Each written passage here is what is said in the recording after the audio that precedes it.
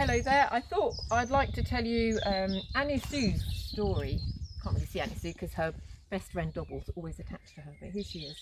Um, so we have some good news and some bad news with Anissou. The good news is she is she is still pregnant, 6 months pregnant. Foal is due hopefully in September. Bad news is she's been diagnosed with Cushing's disease. I think it's now called Cushing's syndrome or PPID. And that's a problem because she's pregnant, and the vet was telling me that there are no studies, no medical studies on pregnant mares with Cushing's, and the only studies show that they find it difficult to become pregnant when mated. That was not our experience at all, and in fact Anissou, when she went to the stud last summer, that was not a problem at all. Also, apparently Cushing's is very rare for donkeys. It's more common in horses and humans and dogs, but very rare in donkeys. So we're now reaching out to try to get some expert help to see if we can get some expert advice for this gorgeous girl. So Anissou came to us at the end of 2019 with Dobble. And in fact, at the time, Frances might be able to show you Bamako here, and she's with her foal. But at the time, Bamako had given birth at full term to twins, and sadly they were born dead. She's gone on to happily have a beautiful kismet here. But at the time, after a while, her behaviour changed and she became really stroppy and really depressed and unhappy. And then she started to copy the behaviour of the boy donkeys who are behind Frances over there. And so I was looking for a female Poitou to accompany her, actually, to help her really emotionally. And so I was actually asked by the owner and also by the Ras Mulasia if I could take both of these two beautiful girls, because they're so attached to each other, and sadly their previous owner was dying of cancer. So we did, but they both arrived in a really, really bad state, both malnourished. Certainly Anissou was very, very frightened, and she still is. That's not your mummy. And she still is nervous, although we've seen she's calmed down quite a lot. But when Anissou arrived, she was really painfully thin, and she had terrible feet. All of her feet had abscess on top of abscess, and the blacksmith could see that she had laminitis. She was also, she had a terrible colic attack soon after arriving when we wormed her. She was full of worms, as I say, malnourished and very, very afraid of being touched, especially around her face. So we spent a lot of time working with her, and unfortunately since she's been here, she's had 2 serious colic attacks. The last was in January this year, where she was terribly ill. Fortunately, she lives right next door to us, so I'm able to watch her all the time. So we were able to respond really, really quickly to that, and that saved her with the help of our vet. And then in February, she had her second laminitis flare-up, really, really serious flare-up. And so our blacksmith came on the Saturday. He decided that she should be wearing some special shoes with some silicone like cushioning, really, like a nice comfy pair of trainers, running trainers. So he made them on the Sunday with special crampons, because our land is hilly, and at the time it was very muddy, and it's clay, so it was very, very sticky and muddy. And they worked a treat. On Friday, he came this Friday and just took them off to let her feet breathe for a while. And we now have to watch her closely this week to see how she walks without her shoes.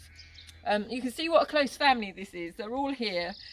They all look after each other. So it's quite difficult because with laminitis, and while she's pregnant, and with the Cushing's, we can't give any medication for the Cushing's because there's no research on what happens if you're pregnant, apart from they know that it does dry out the milk. So should she succeed in having a living foal, it's very difficult, as we know with the Poitous anyway, but that would be a major problem. We didn't know until this week that she had Cushing's anyway, so we are, with the support of the vet, just having to try to manage the symptoms and the results of the disease, and not actually tackle it itself.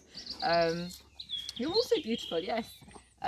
So that's what we're doing. We'll be looking at her feet, she will undoubtedly need shoes again, probably ongoing, particularly as she gets heavier. And we have to be very careful about what she eats. The complication is they obviously love to eat grass, and they're also closely attached, so it's hard to work out how we manage it now. So I don't really want to separate them.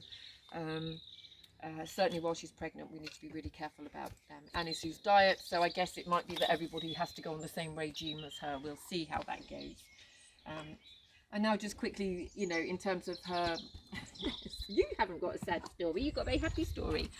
But Anissou then came to us. She will be 11 this summer. And when she came at the end of 2019, it was evident that she had, not only was she malnourished, but that she had been somewhere along the line maltreated, because we couldn't touch her face or anywhere really. If you went near her, she would very quietly back off. But once you put her on her lead, she's so gentle. She's such a nice donkey. It's so sad. And in fact, genetically, she's really rare. All Poitus are rare. It's a critically endangered species, all of them. But in fact, her bloodline genetically is really rare, which means that it is in danger of becoming extinct. And that's why we decided that we would try and breed her.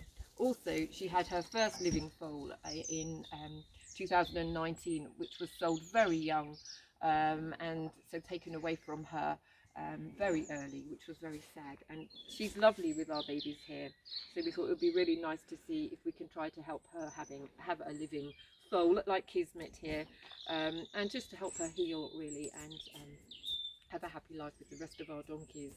So that was the thinking. I did have concerns when she came because of the state of her health, although I'm no expert, and I asked the vet last summer to carry out a test for Cushing's and look at her vital organs to see what was really going on, and he refused at the time, saying she was too young to have Cushing's, and in fact now we see that she does. I have to say, like many people, I'm not sure. I suspect if we had known then, we would not have had her mated, but he said she didn't have it, and in fact we were lucky in a sense in that the stud donkey was on loan in the Ardèche, which is not too far from us, so she was able to go. And so he is also rare. He's yellow on the list, and Anissou is green.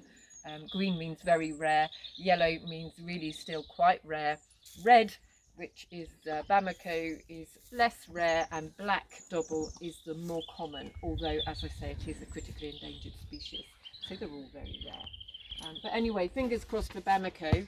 It's really quite a scary time for us to try to keep her. She's really important for the future of her race, as it is her unborn foal.